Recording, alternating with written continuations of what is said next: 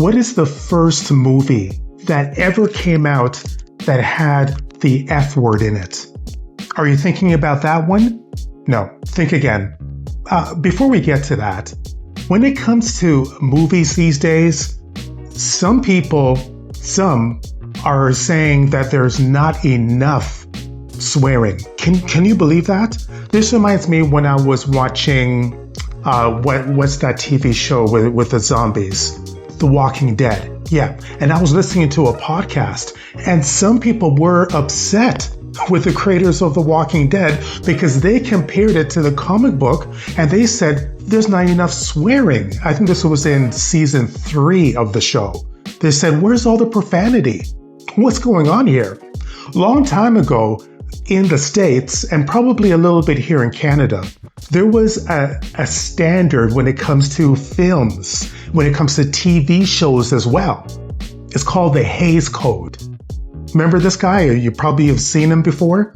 He's not very popular now, but this is a picture of Will H. Hays. He was a former politician who served as the first president of the MPPDA.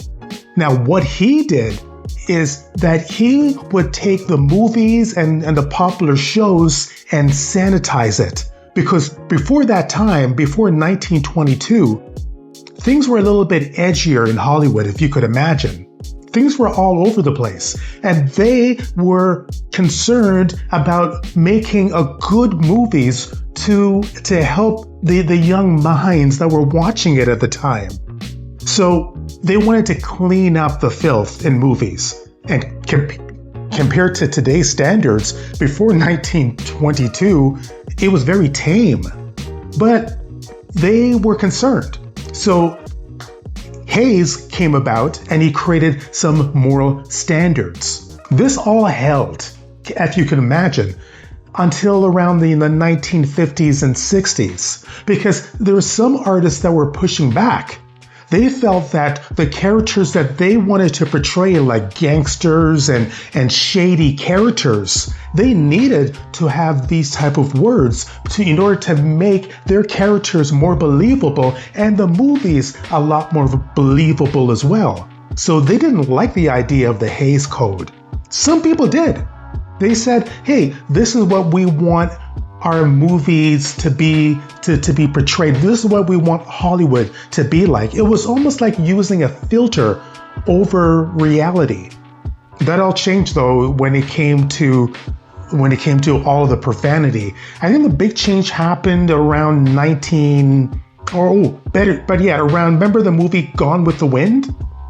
Yeah, that's that movie when it said, frankly, my dear, I don't give a damn. That created mass hysteria.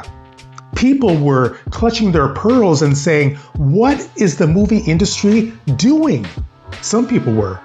Other people, when they heard that in the movie, they were relieved because it said, well, that's the way that people speak. That one word, damn, right, was, people were beside themselves. And that was back in, I think, 1936 when that came out.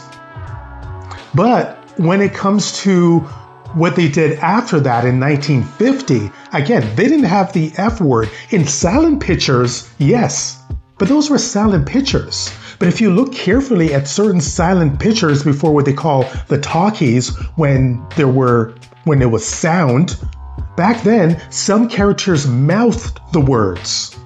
Yeah, they did that. But then the 1950s rolled around and the 1960s, and the first use of the F word, some people think it was MASH. No, not MASH.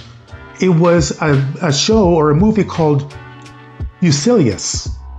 That was in 1967. That was the first use of the word, and this was a British film industry that came out with that movie.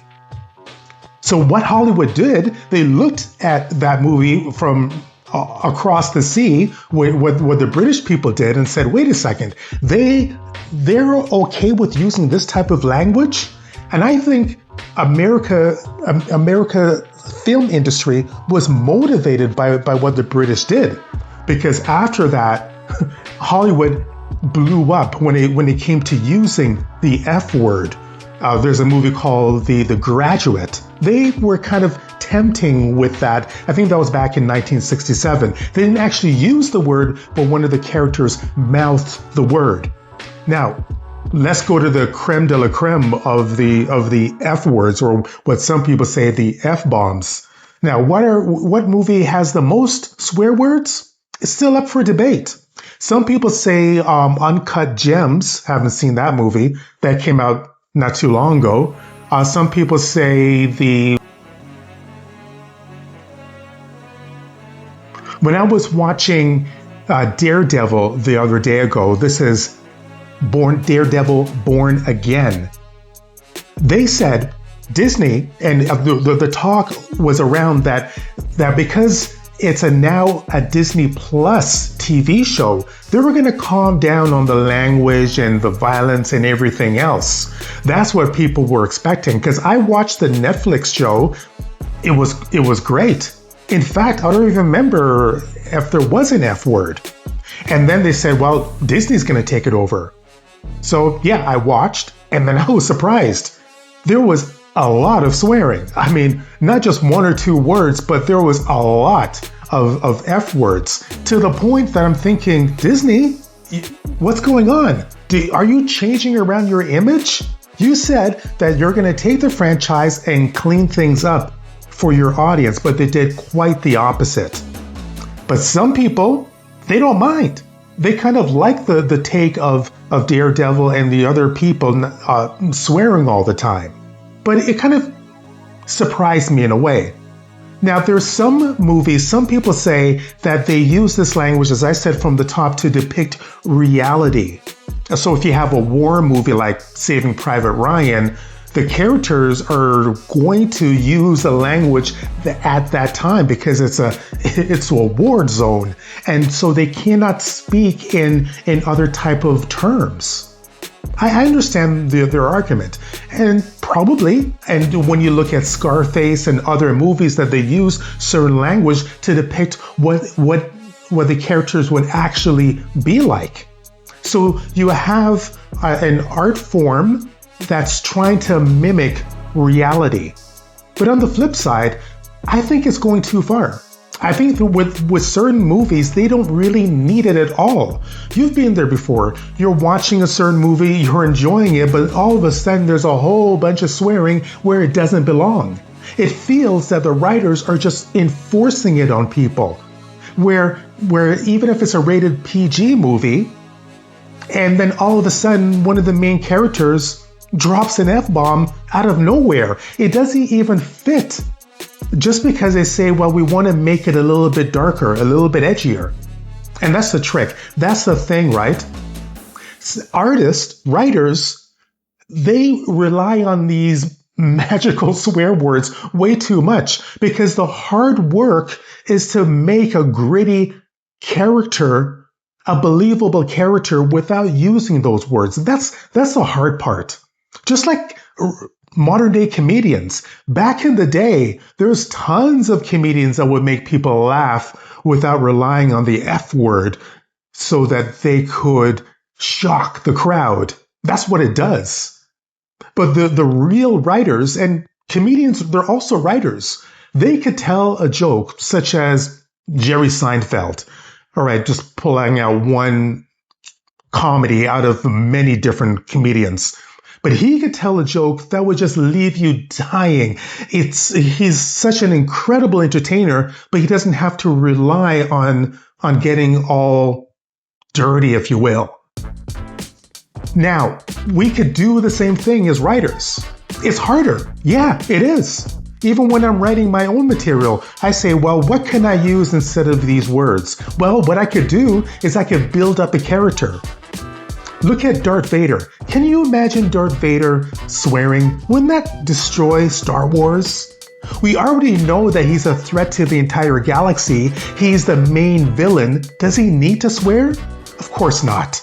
There's been intense, incredible movies that had zero swear words. Look at this show. One of my wife's favorite show is Marvel Agents of S.H.I.E.L.D. That's a good example. That's an incredible show. not once did they rely on dropping an F-bomb here and there. You don't see Coulson, you didn't see Sky doing that at all. And neither the enemies like Ward, dude, he's a scary villain. Not once did he drop the F-bomb, but I was afraid of Ward. They didn't have to make him more scary because he's swearing all the time. He was just scary. You did not want to be in the room when you had evil Ward, when he became evil in the story. No, not at all. So what am I saying here? What I'm saying is that I do see the other side of the argument. We want to make these characters more believable, but we should tone things down a little bit. We don't need all of our characters to be swearing all at once. Another movie, a movie that I was watching the other day ago, I like this guy. He kind of looks like Jackie Chan. And you see him right over here? Yeah, that's him. He was in a really neat show, a movie. He does martial arts and everything, but the movie didn't need all of the profanity. In fact, it kind of took away from it. But some people in Hollywood are waking up to it. In fact, rated PG movies in general, they make more money than rated R movies in the box office. So why don't just Hollywood just switch over just to making PG movies? They find it's a lot easier just to throw in the occasional swear word here and there. Let me know what you think.